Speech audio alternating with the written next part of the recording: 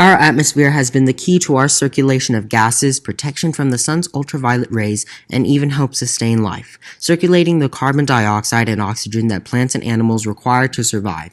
But our anthropological acts of increasing carbon dioxide concentration in the atmosphere has led to a severe change in climate, starting all the way back from over 200 years ago when the Industrial Revolution began. Since then, data shows that 65% of carbon dioxide emissions have been from fossil fuels and industrial processes. Carbon dioxide is a greenhouse gas, which causes a process known as the greenhouse effect. The greenhouse effect begins when the sun releases shortwave electromagnetic radiation, more commonly known as light. This energy will either be reflected by our atmosphere back into space or absorbed by the Earth's surface. The energy can then radiate back into space or get trapped by the greenhouse gases in the atmosphere, which will heat our planet in order to sustain life. Many greenhouse gases, such as methane, water vapor, and nitrous oxide, occur naturally and help stabilize the global temperature. But human activity is increasing all over the world. The burning of fossil fuels, farming, agriculture, and construction have all been increasing levels of greenhouse gases at an appalling rate.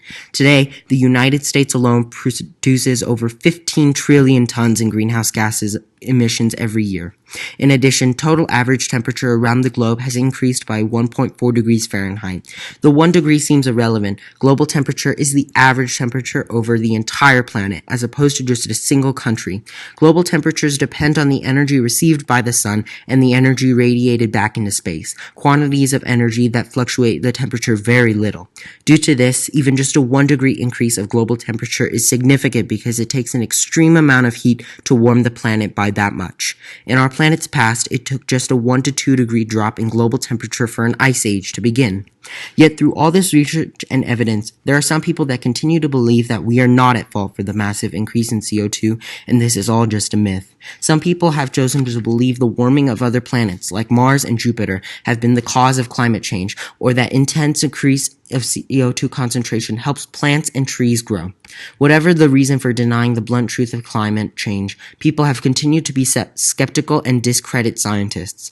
According to the survey from Yale University, 14% of people don't believe global warming is happening, while 23% deny that it is mainly human-caused. The rejection of climate change hasn't been the lack of information or fear, like some other fake pseudosciences, but simply the sheer denial to believe our planet is changing for worse, mainly due to our actions. In fact, a lack of action has caused many researchers and scientists to believe that many of our daily items, such as foods, will soon become extinct.